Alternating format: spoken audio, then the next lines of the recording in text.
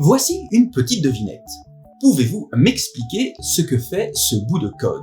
Je vous laisse 5 secondes. Pas facile, hein? Et celui-ci, c'est déjà beaucoup plus lisible. Tous deux vont progressivement modifier la couleur puis l'orientation d'un cube au cours du temps. Mais l'un le fait proprement et l'autre bien beaucoup moins. Aujourd'hui, découvrons comment passer de cela à ça avec les coroutines.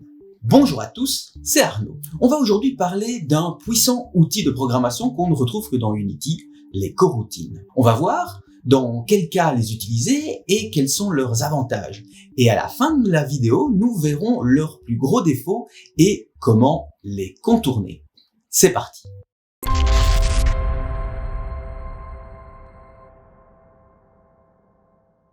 Commençons par la base. C'est quoi une coroutine? Une coroutine est un moyen de répartir l'exécution d'une fonction sur plusieurs frames, sans bloquer le bon fonctionnement de votre jeu ou application. Les coroutines sont particulièrement efficaces pour alléger le code présent dans la fonction update. En effet, on pourrait voir les coroutines comme des mini-fonctions update à l'intérieur d'autres fonctions. C'est aussi très utile lorsqu'on veut facilement exécuter des fonctions en séquence et lorsqu'on doit attendre une action de l'utilisateur. Et pour finir, c'est aussi extrêmement utile pour attendre une réponse à une requête web qui peut prendre plusieurs secondes. Revenons sur le code montré dans l'introduction. Imaginons un instant que votre client ou votre game designer vous demande de faire changer progressivement la couleur de ce cube de noir vers rouge. Dans la fonction update d'un script nommé sequence behavior attaché au cube, on augmente un timer à chaque frame par time.deltaTime. Si cette valeur est supérieure à la durée de transition, on ne fait rien. Sinon, on change progressivement la couleur. Ok, ça fonctionne. Maintenant, votre collègue arrive et vous demande d'attendre quelques secondes avant de lancer la transition de la couleur. De retour dans Update, vous diminuez à chaque frame un nouveau timer et s'il est inférieur à 0, on exécute le code de transition. Ouais, ça devient déjà un peu brouillon, n'est-ce pas? Mais c'est pas fini. Faudrait maintenant que le cube pivote une fois la transition vers la couleur rouge terminée. Ok, vous modifiez votre code déjà assez moche, ajoutez un timer, vérifiez sa valeur et pivotez le cube si nécessaire. Ok, là c'est vraiment n'importe quoi. Il y a des timers partout, c'est compliqué à lire, c'est long et s'il fallait ajouter une pause entre la transition et la rotation, ce serait vraiment embêtant. Ça sent le vécu, mais promis, c'est pas mon code, c'est celui d'un ami. On pourrait résoudre le problème avec une state machine simplifiée, mais c'est se compliquer la vie. Donc, utilisons les coroutines pour nettoyer ce code et le rendre plus modulable. Créons une première coroutine, myFirstCoroutineSequence. Une coroutine est une fonction qui retourne un i-enumerator. Vous ne voyez pas déjà son plus gros défaut, non? Bon, c'est pas grave, on en parle en fin de vidéo. Dans la fonction start de sequenceBehavior, lançons notre coroutine avec la fonction startCoroutine. Dans une coroutine, yieldReturn est l'endroit où vous donnez l'instruction à la coroutine d'attendre la frame suivante. Il existe une collection d'instructions que vous pouvez donner à la coroutine, comme par exemple attendre plusieurs secondes, ou attendre la fin de la frame, ou qu'une certaine condition soit remplie.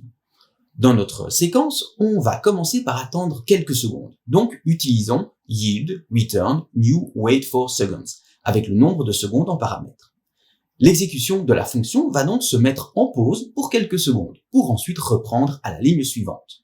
On va utiliser yieldReturn, mais cette fois-ci avec une autre coroutine. Et c'est là que l'on voit l'utilité des coroutines. Elles permettent de mettre en séquence des fonctions qui s'exécutent sur plusieurs frames et d'attendre la fin d'une coroutine pour en lancer une autre.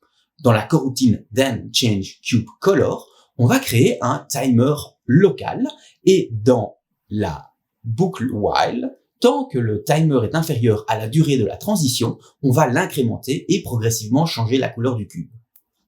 Pour signaler à la coroutine qu'il faut attendre la frame suivante, on utilise yieldReturn_null. Une fois le timer supérieur à la durée, on sort de la boucle et on finit la coroutine.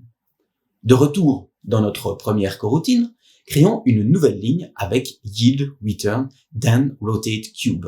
Cette coroutine, très similaire à la précédente, va utiliser une boucle while pour faire progressivement pivoter le cube. Yield return nul signale à la boucle d'attendre la frame suivante pour continuer.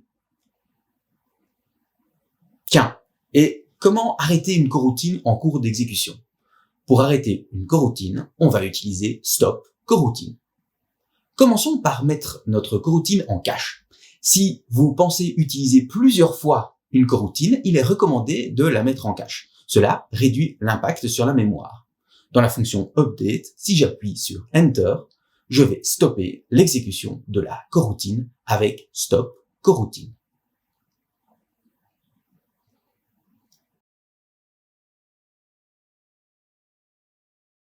Là où les coroutines sont presque indispensables, oui, il existe une alternative, mais on en parle la prochaine fois, c'est lorsqu'on communique avec des API.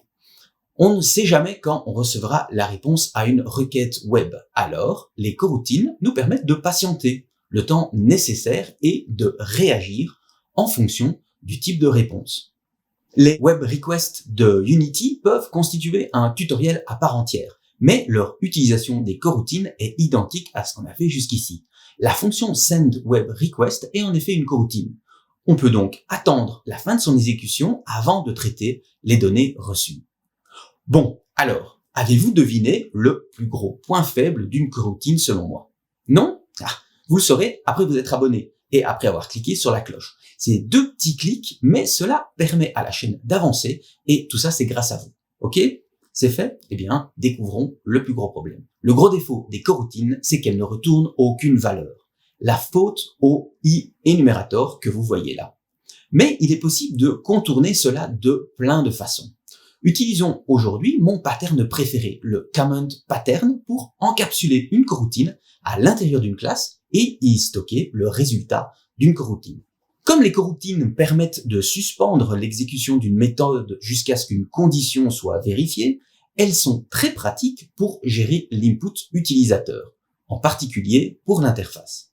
On va ouvrir un menu et lancer une coroutine qui attendra l'interaction de l'utilisateur avec ce menu pour aller plus loin. Imaginons un pop-up qui va s'ouvrir au démarrage d'une scène. Voici la préfab du menu à qui nous avons attaché un script du nom de pop-up. Ce script contient un enum qui peut avoir 2 valeurs, OK ou cancel. 2 fonctions déclenchées par des boutons vont changer la valeur de cet enum. Dans la fonction update, une pression sur la touche escape va aussi changer la valeur de l'enum pour cancel. Dans la fonction start de notre script sequence behavior, lançons une coroutine open pop-up menu.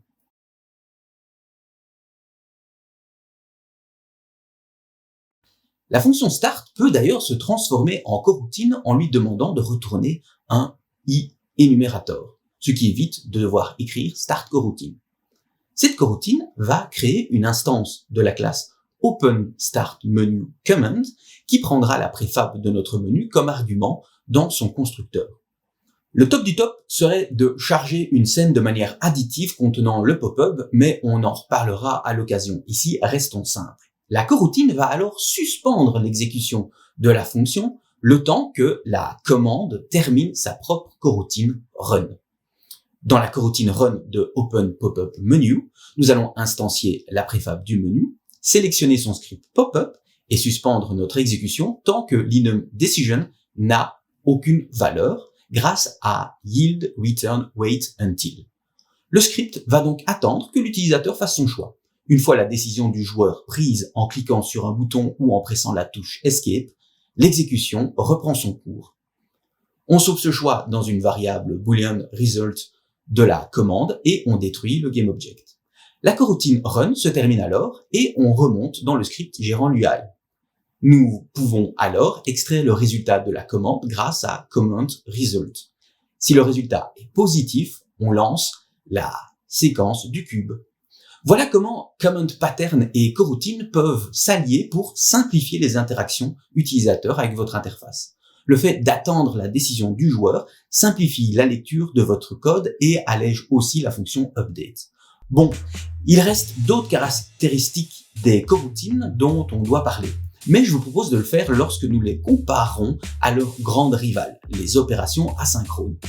et c'est un sacré gros morceau. Alors, en attendant la prochaine vidéo, n'hésitez pas à parcourir le contenu de cette chaîne. Si ce tutoriel vous plaît, faites-le savoir en commentaire et lâchez un pouce bleu, c'est bon pour le référencement. Abonnez-vous si ce n'est pas déjà fait et merci pour votre soutien. On se voit très bientôt. Allez, bisous.